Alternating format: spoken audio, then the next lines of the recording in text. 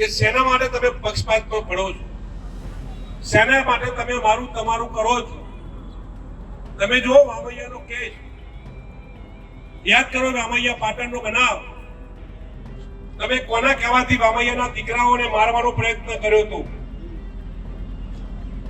Suspend કોણ થયું? Dismiss કોને કર્યા? કોની સૂચનાથી તમે એ છોકરાઓને મારવાનો પ્રયત્ન કર્યો હતો? અને એટલા માટે હું પોલીસ તંત્રને કહું છું કે કોઈના કહેવાથી જો તમે કોઈની વાતમાં આવી, સરકારમાં રહેલા મંત્રીઓના કહેવાથી તમે જો સાચી તપાસ નહીં કરો તો સરવાળે છેલ્લી ઘડીએ રેલો તમારા પગમાં આવશે, તમારા ઘરમાં આવશે, તમારે સસ્પેન્ડ થવાનો વારો આવશે. પોલીસની રીતે કામ કરે, સાચું કામ કરે. અને એથી આગળ વધીને વાત કરીશ કે આ કડીના બનાવમાં તમારે વરઘોડો કોનો કાઢવો હતો?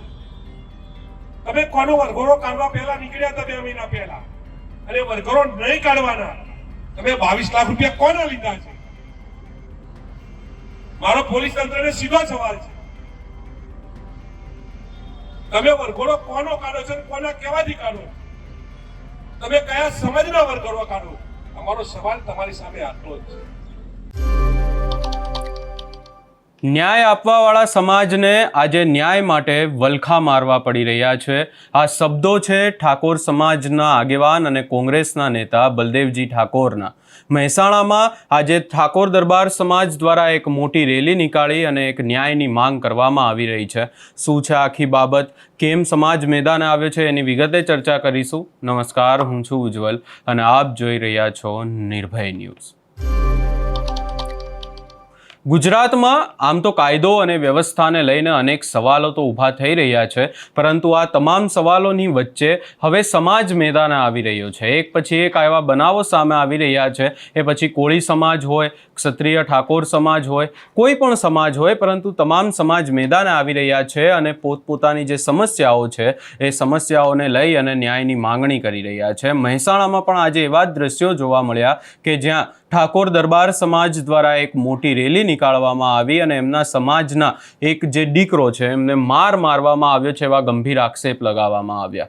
અહીંયા એવું પણ કહેવામાં આવી રહ્યું છે કે જે યુવકને, જે ઠાકોર દરબાર સમાજના યુવકને મારવામાં આવ્યો ને જેમણે માર્યો હતો એ લોકો અસામાજિક તત્વો છે, આરોપીઓ છે. આના પહેલાં પણ એમની સામે અનેક આવા ગુના નોંધાઈ ચૂકેલા છે, પરંતુ પોલીસ હજી સુધી એમને પકડી નથી શકી ને આવા અસામાજિક તત્વોને પકડવામાં પોલીસ કેમ નિષ્ફળ રહે છે એવા સવાલો પણ ઊભા કરવામાં આવ્યા છે.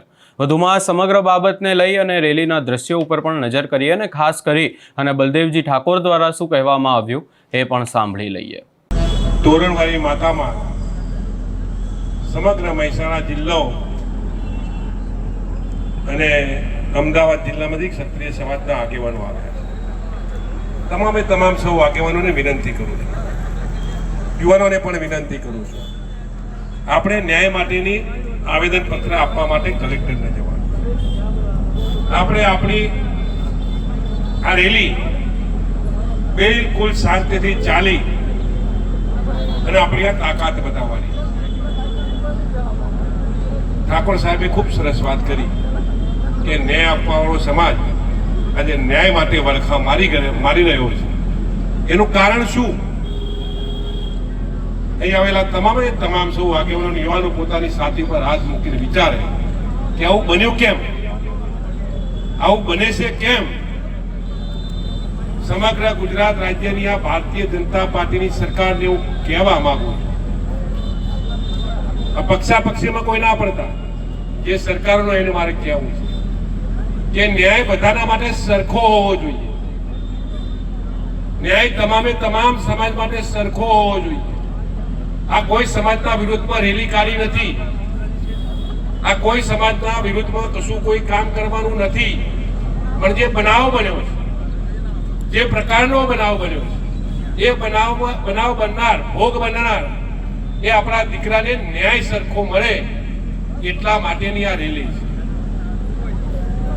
પોલીસ તંત્રને વિનંતી કરું છું કે શેના માટે તમે પક્ષપાતમાં પડો છો, શેના માટે તમે મારું તમારું કરો છો? તમે જો વામૈયાનો કેસ યાદ કરો, વામૈયા પાટણનો બનાવ. તમે કોના કહેવાથી વામૈયાના દીકરાઓને મારવાનો પ્રયત્ન કર્યો હતો? સસ્પેન્ડ કોણ થયું? ડિસમિસ કોને કર્યા? કોની સૂચનાથી તમે એ છોકરાઓને મારવાનો પ્રયત્ન કર્યો હતો?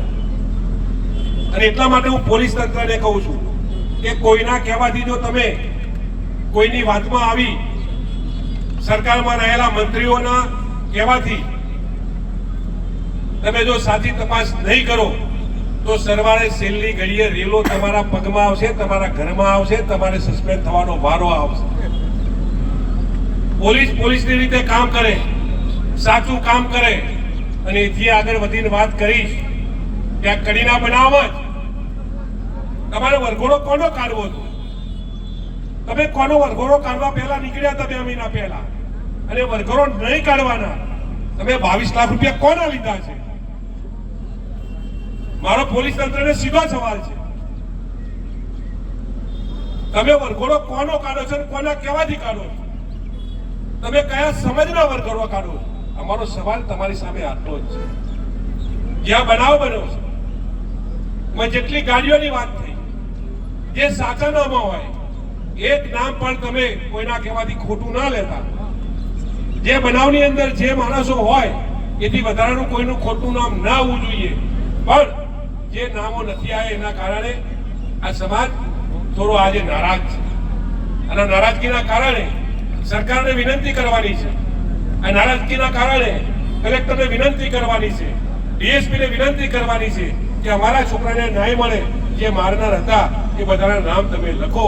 એટલું કહેવામાં 1 મહિનાથી જો આ બનાવ બન્યો હોય, પોલીસ સાચી દિશા તરફ ના જતી હોય, પોલીસ સાચી તપાસ નહીં કરી અને જે આ છોકરાને અન્યાય કરતા હોય, ત્યારે અમે પોલીસને વિનંતી કરીએ છીએ કે સાચી તપાસ કરી અને જે સાચું હોય, દૂધનું દૂધ અને પાણીનું પાણી, જ્યારે તપાસની અંદર તમે કરશો ત્યારે આ બધાને ન્યાય મળ્યો કહેવાશે.